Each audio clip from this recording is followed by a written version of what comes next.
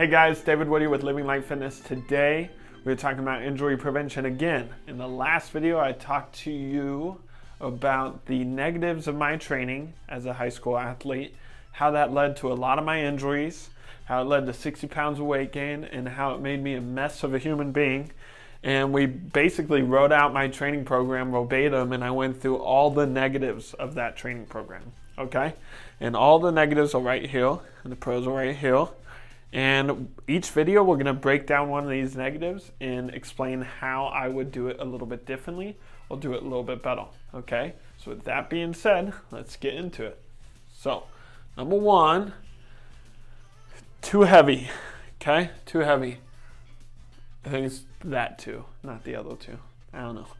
Do you really want to take advice from the guy who doesn't know his twos? Yes, because I might not know grammar, but I do know exercise, okay? So, number one, too heavy.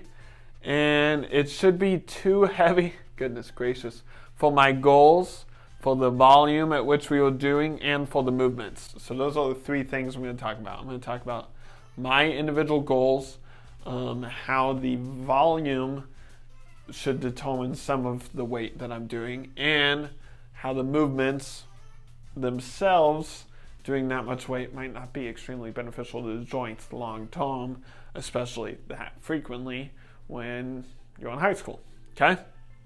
So this is the effects of weight on a knee.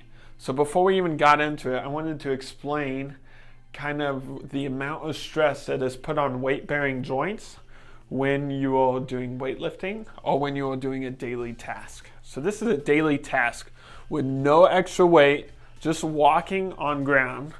Think of your body weight, times it by 1.5, and that's the amount of pressure that is on your knee. Okay, so if I weigh 180 pounds and you times that by 1.5, that means each knee is taking 270 pounds as I walk. Okay, good bit of weight. Now 2 to 3 times when I'm going up and down the stairs. So let's just say 2 times when I'm going up, 3 times when I'm going down. So 360 when I'm going up, 540 pounds when I'm going down the stairs.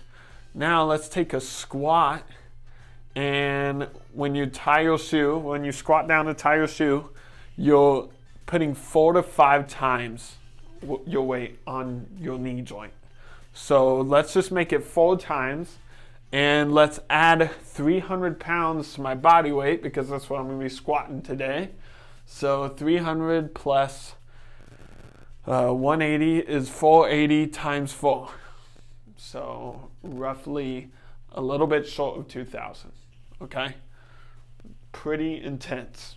Weight has a drastic effect on your joints, whether you believe it or not. Now imagine losing 5 pounds.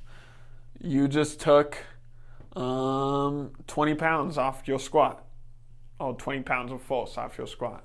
Now if you take 15 pounds off the weights on your back when you squat, then you decreased it by 60 pounds on the knee joint, okay? Now, so that means if I'm doing 360 every single day, and a different program is doing 315 at, a little more reps than 345 and so on, then it would be drastically less weight over time, okay? And I'm gonna explain that. So number one, the basics of progression. There is a lot of different things that you can progress, okay? Ultimately, what we're trying to do is create a physiological adaptation. So we need to fatigue the muscle so that it has to grow to be able to handle that task the next time we do it. And we have to give it ample time to recover in between. And the basics of progression, as I learned in physical therapy first, and then a little bit more about later on in the personal training studies, is that you can progress exercises, so this is a physical therapy way, with more than just weight. You can change the time, the rep count, the surface at which you stand on, the complicatedness of the exercise, if that's even a word. The range of motion of the exercise can be shortened or increased to increase the load, just like this. and it can be moved to a single leg pattern to make it more dynamic. There's a lot of different things you can do to progress in physical therapy. In personal training, it's similar. You can mess with all those things, and they talk about it. But they also talk about something that I mentioned later on, which is the double progression training method, which is basically you find your rep range, and when you hit the top end of that rep range, you make a 5% increase to the weights. Okay? So that's the basics of exercise progression. So now that we have kind of outside looking in of how crazy weights effects are on different joints in the body, and we understand the basics of progression, I'm going to go into the 3 things that I want to talk about. So the first thing I want to talk about is the goals. So the goal of every athlete, to me, now that I was an athlete who messed himself up and is now training athletes, the goal of every athlete should be to stay healthy for the season and, if possible, for their life. Okay? And the number 2 goal should be get stronger, faster, and more mobile, more than increase 1 rep max. Okay, that's different. So get stronger, faster, and more mobile.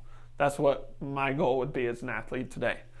Now, the goal of that weight training program we were doing, to me, was primarily to increase 1 rep max, to get stronger.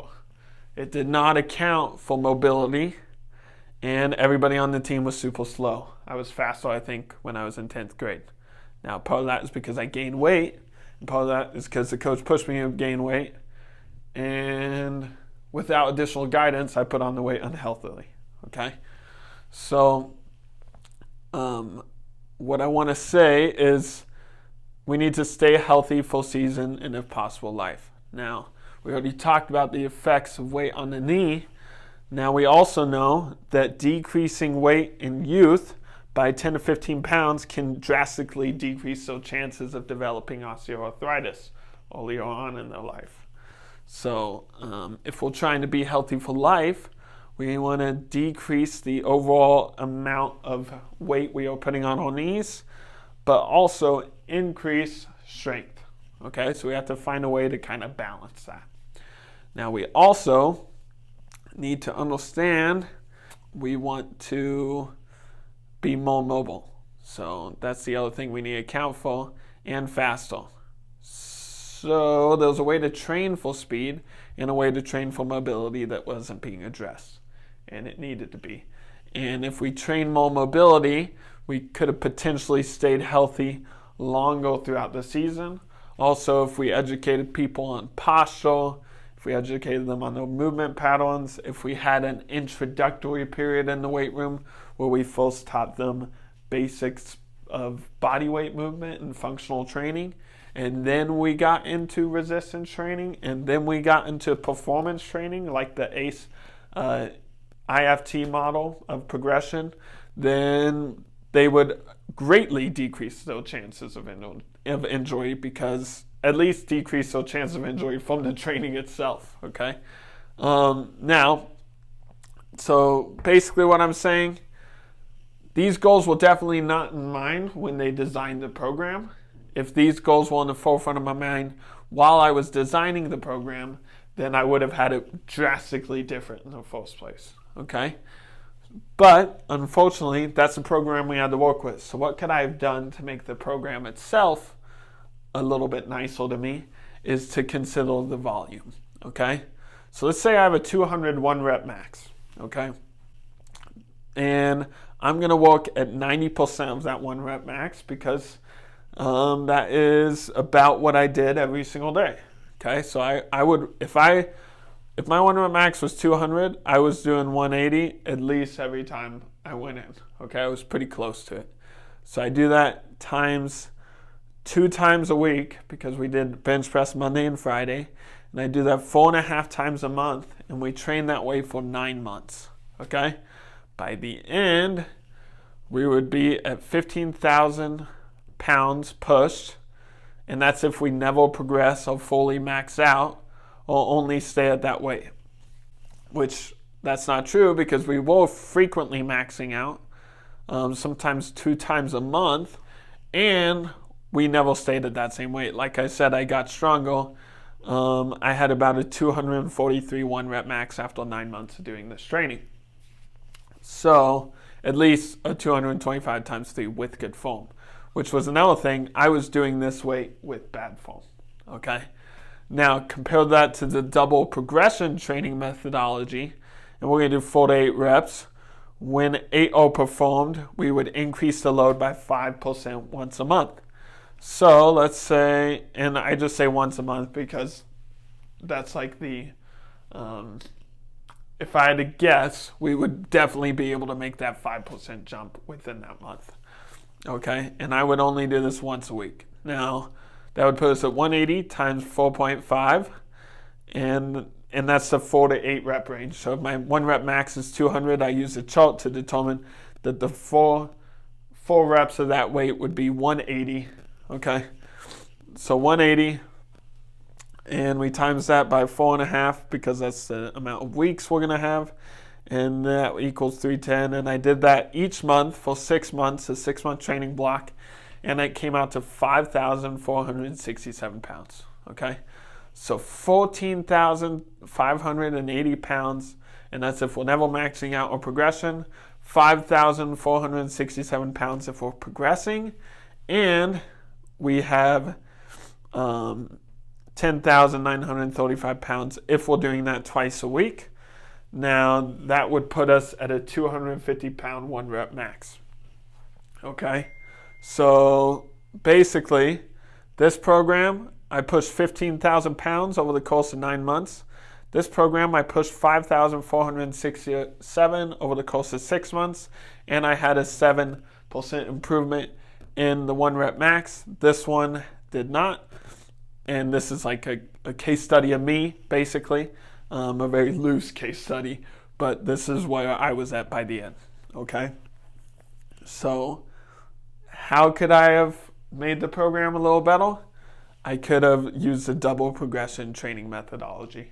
Okay, so and when I got to 6 months, drastically switch up the exercise program.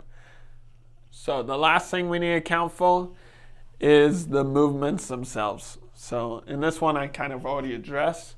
We know the effects of the knee during a squat is 4 to 5 times the weight you're currently holding.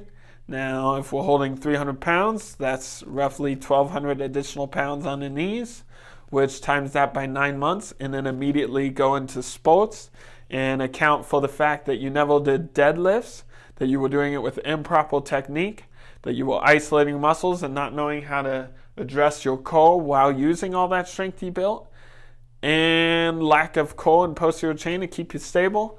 And guess what? That's a recipe for disaster. That's a recipe for 4 major knee surgeries and 3 major shoulder injuries, and now osteoarthritis in my spine and my joints, right? So, and a lot of other football players I talk to have that kind of joint pain that they deal with on a regular basis because of the training we did and because of football. Football itself is a brutal sport, which I understand, but we're talking about how training can reduce injury, and this is how, okay? So this is my overview of why I think it might be a little bit too heavy. This math is a little bit weird, I know, but this is to represent me in a case study of myself, like looking back at the amount of weight I was pushing and just quickly throwing something up there, and then quickly giving an example of a double progression training methodology doing the same amount of a 1 rep max, okay? I know it's complicated. Hopefully it makes a little bit of sense. If you have any questions, throw them in the comments. Please share the video if you think it's been useful. Like the video if you enjoyed it, and put a "dude, that mustache is horrible" in the comments. I did this to mess with my family for Thanksgiving. Hope you guys have a wonderful Thanksgiving. Remember to eat light, move right, and sleep tight. And goodbye. Have a good one.